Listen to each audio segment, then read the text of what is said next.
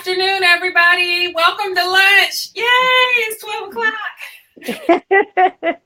I am so happy that we are able to talk about coffee with Cade and infertility in the African American community. So right now I want to introduce our guest for today, Mrs. Miesha Suber. So good morning, Mrs. Suber. Hello, everyone. How are you doing, Dr. Hammond? Fantastic. I'm fantastic. So we're going to get right to our program. So infertility is a major issue. It affects so many people, as many of you out there probably know. And there is a myth that it does not affect people of color, that somehow African Americans and Latinos are super fertile. And that is not true. That is something that we definitely know that is not true. So the focus of today's show is really what these myths are, how do we address them and overcome them. And so I'm really excited that we have Mrs. Miesha Suber, who's going to share her story and hopefully encourage some families. So without further ado, Miesha, can you tell us a little bit about yourself and your connection with infertility? Sure. So, my infertility journey started with a simple visit to, my doctor, my annual PAP, all of that.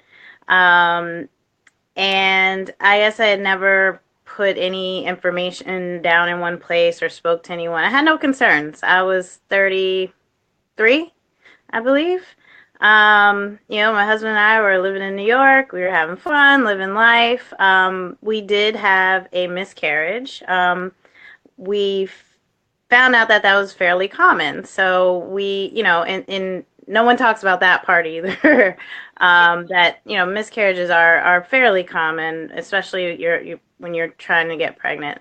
But we moved on. We said, look, we're going to take a little bit more us time and we'll start our family when we're ready. And my doctor said, well, you looked at infertility? Do you know why you had a miscarriage or anything like that? And we didn't. And that one afternoon sparked a 4-year journey for us.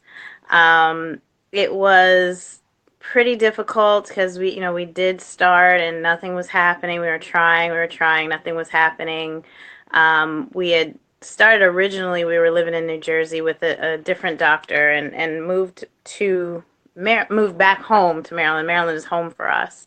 And we got connected with Shady Grove because we just felt like we weren't too alarmed, but we wanted to just check and make sure that everything was all right. And worked with some wonderful doctors over there and found out that I had unexplained infertility. So it was really, really heart-wrenching because I had no diagnosis. I had no reason why I couldn't conceive. Everything was normal. My husband was normal. I was normal. All of our tests were normal. Everything was normal. And so we began to start treatments there.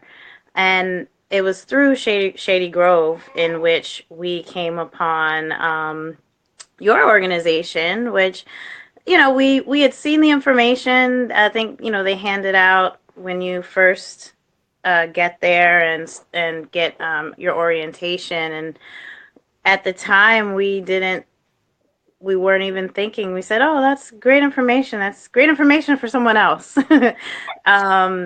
Because we weren't really in tune to, how it really could affect us.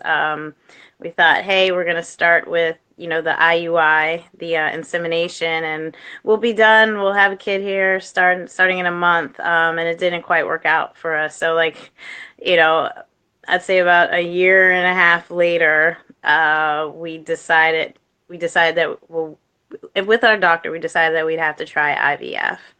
And so that's when we went back to that pamphlet and said, what is that organization? The Cade Foundation. And It was on a whim. I think we were a couple of days away from the deadline to apply.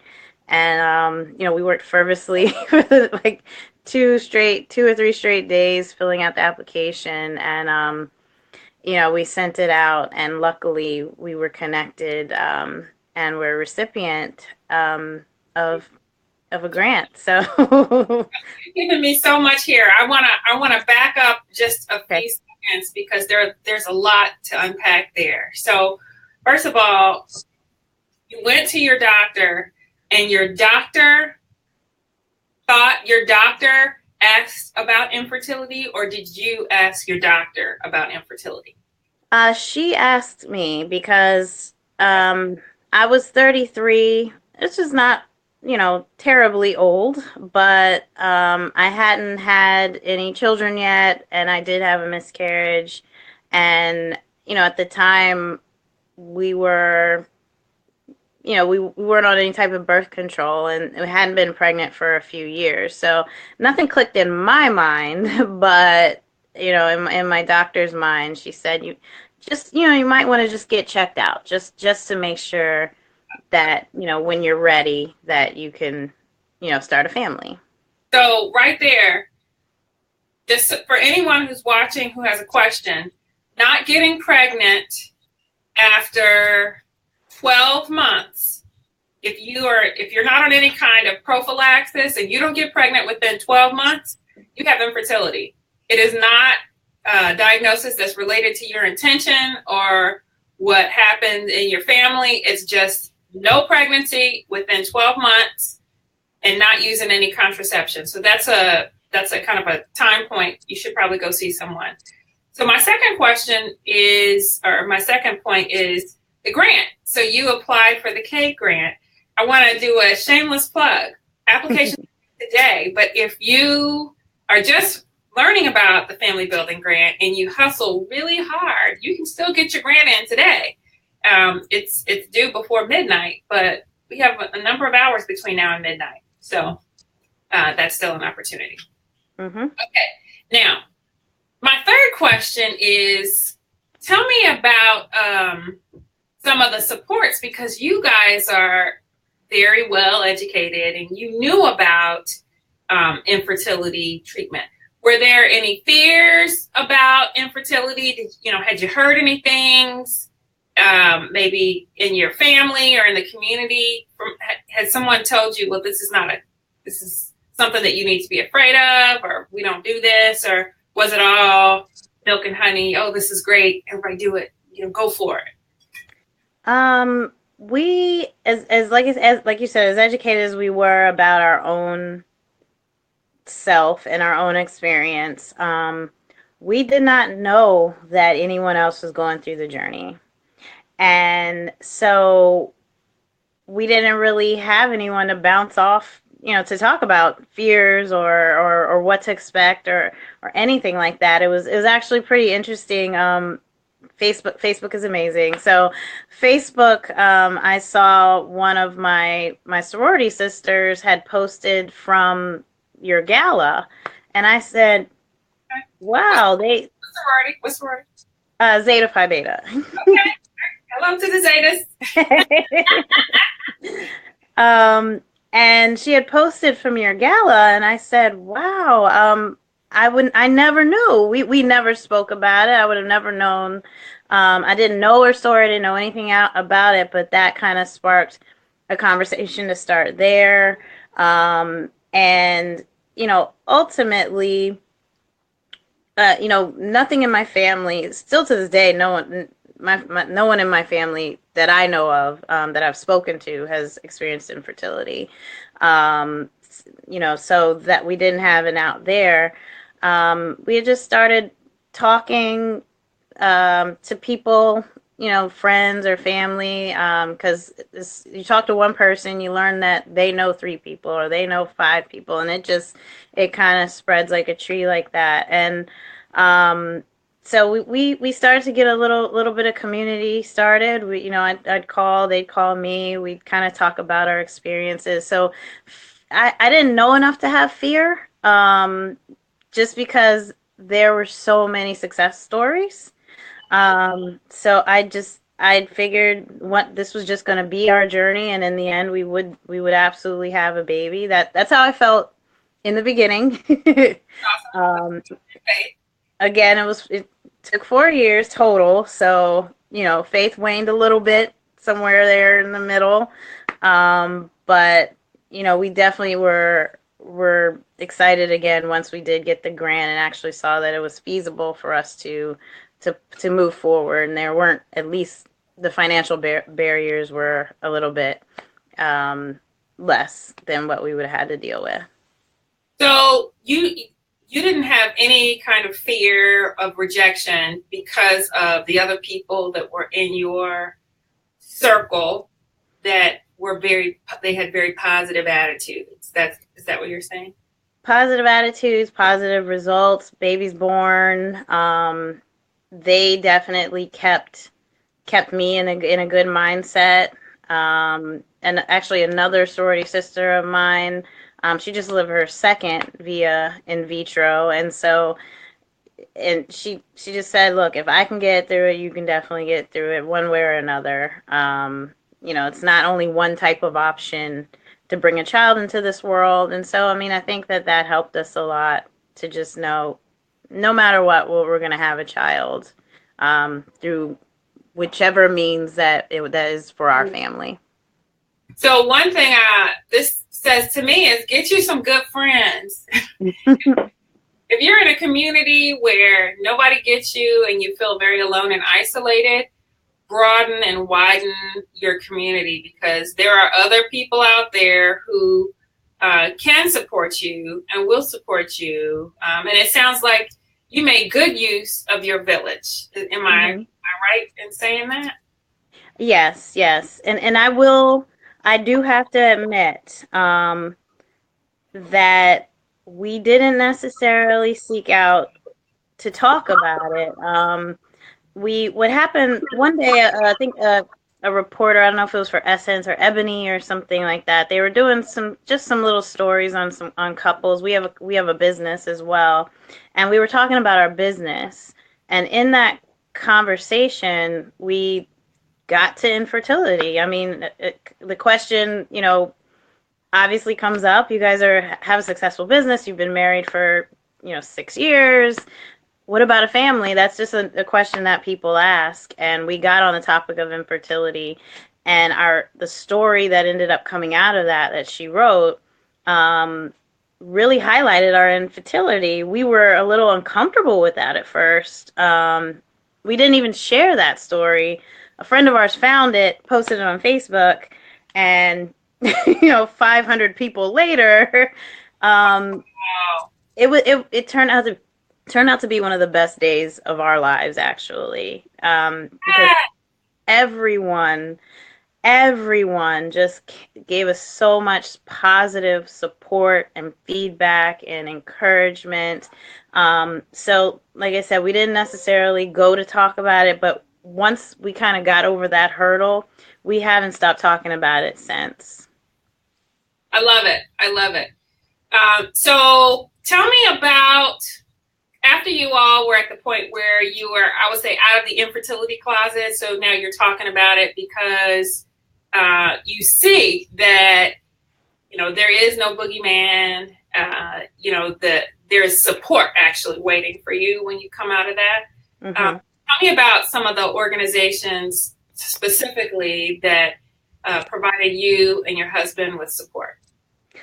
So after that story came out, one of my husband's coworker, came up to him at work the next day and said, "I saw your story." And he was taken aback because, again, you think in Facebook is your friends, but, it has such a large reach.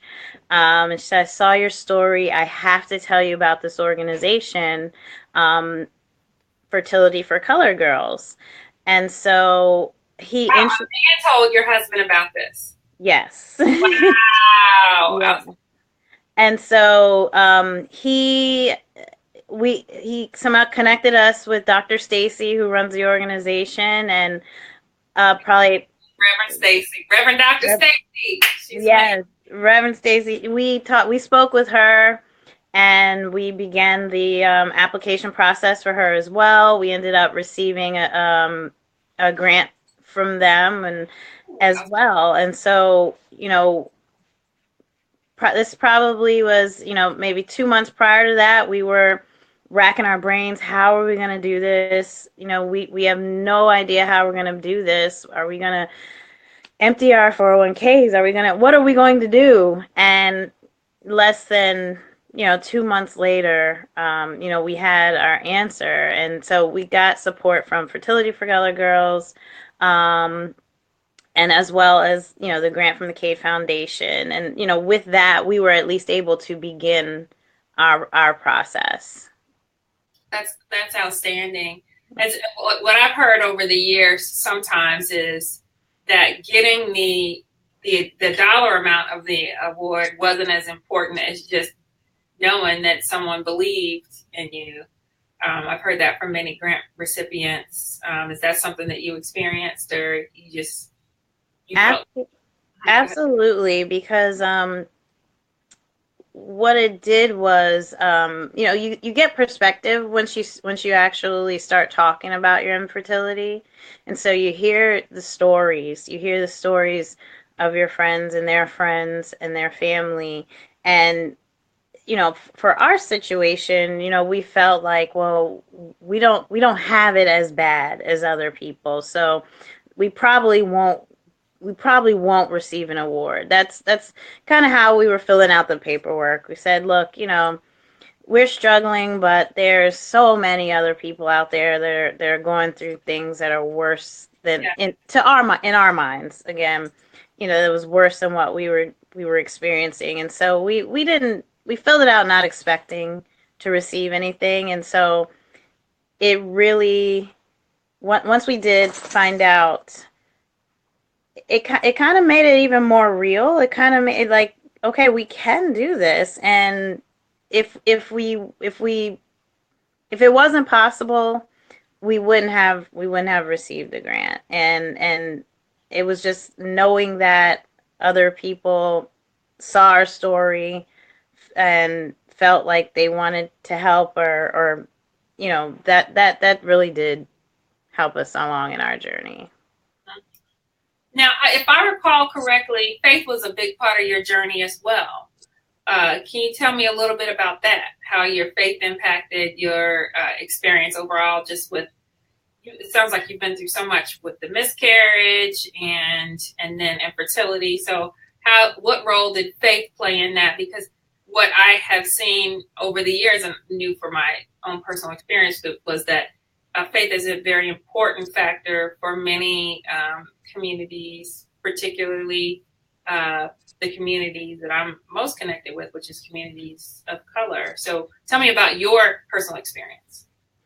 I think if we did not have faith, I don't think that we would have been able to be successful, because not only is mindset, I believe a lot in mindset. So I could have gone and stayed down in that deep dark hole forever. And I was in that hole. There's nothing wrong with going into the hole. You just got to come out of it. That dark place. So I think that if I didn't have, my parents, both my parents are deacons and deaconesses in the church, and my aunt is a reverend as well. And I think with them pushing me along, talking to me, making sure that I would keep the faith, and and know that God is going to bring us through this. I think that they had to remind us sometimes that Yeah. you need to trust, and you need to have faith, and it will happen. They Sometimes you felt like they believed more than you did, Um, so did you you needed have them. pray for you? Yes, yes, yes, yes. So it plays a huge role, and like I said, your mindset. You can be in a dark place, but you've got to believe. You've got to believe. Mm-hmm. And were there any faith-based organizations that you connected with that provided support um, for your journey? Not not faith specific. But when we attended the banquet or the I think it was a brunch for our to receive the Fertility for Color Girls award, you just felt that you felt everyone. You felt the faith in the room. You felt, uh, you know, Reverend Stacy. She is a reverend, and so it almost felt like we were going to church, for this particular, topic. And so I'm trying to think. No, not specific, not specific faith based organization. Well, one group I want to give a huge acknowledgement to right now is the First Baptist Church of Glenarden. They have a very large and inclusive infertility ministry, so you don't have to be a part of that church to attend those programs. I think that they happen monthly, and they have support for men and women and couples. So First Baptist Church of Glenarden, Abraham's Promise, an outstanding resource. Awesome. So, Miesha, we have been talking for a good while. Is there anything else that you'd like to share with people before we finish up our coffee with Cade? And I really do appreciate you spending time. We got a little surprise, I know, in about 1 minute. But what are your parting words to anybody who's looking at this live stream, either right now or who finds it at midnight tonight, and they're kind of in the middle of their struggle and just feeling like there is no hope? What would you say to them? I would say that no matter what, just believe. You will not have great days every day. You will not. So that you need to know that that's normal, and you need to know that it's okay. I think part of my struggle is I didn't want to appear weak, and so I just would say I'm fine. I'm fine. There's nothing wrong. There's nothing wrong. And kind of go into that dark place alone. You've got to know that it's okay to share and talk with people about your journey. And I think that if the sooner you realize and do that, the better off you will be, and the easier your journey will be. Because I think I had about 5 people, five girlfriends now, I'll call them sisters, in the struggle that I could call. Each had a slightly different scenario, but I could call them. They knew if I'm texting them at 2 a.m. and they knew what I was going through. And I was the last of the group, to have a child, and so they stayed with me. They encouraged me. So talk about your journey. Don't go to the dark place and stay there, but know that it's okay if some days are not going to be not going to be all smooth and awesome, but they will be in the end. It will be. Believe. Believe. Oh, that's a statement and a declaration. I love it. Well, so there was a very positive end to your story, a very happy ending. Yeah. Would you mind sharing a little bit about your happy ending? So my happy ending, let's see here. My happy ending arrived on December 7th. Oh, he's so cute. I love that baby. He's sleeping right now, but he's quiet. This is Mason. This is Mason Hamilton Suber, and we've been waiting a long time for him. Our friends and family have been waiting a long time for him, and he's perfect. He is absolutely perfect. That is beautiful. And are these family names? They're actually both two family names. So Mason is my grandmother's side of the family, and Hamilton is his as my husband's side of the family. So we just put them together, Mason Hamilton, and then Suber is our last name. Outstanding. Well, it is so good to see you, Mr. Mason Hamilton Suber. And it's so great to hear your story. Miesha, thank you for being on Coffee with Cade.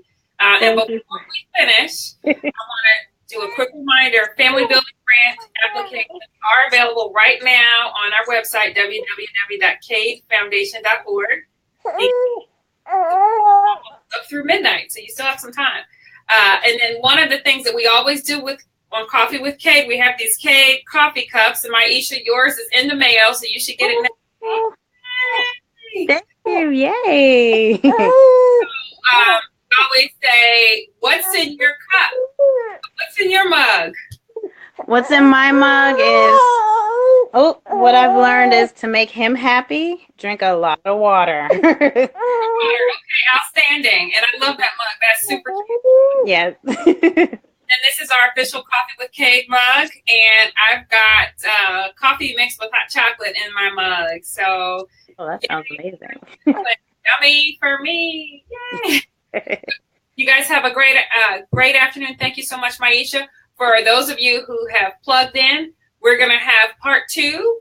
This evening, we will have another interview talking about infertility in the Latino community, simultaneously in both English and Spanish. So please join us again at 7 p.m. for a little bit more. And until then, have a great afternoon. All right. Thank you. Bye.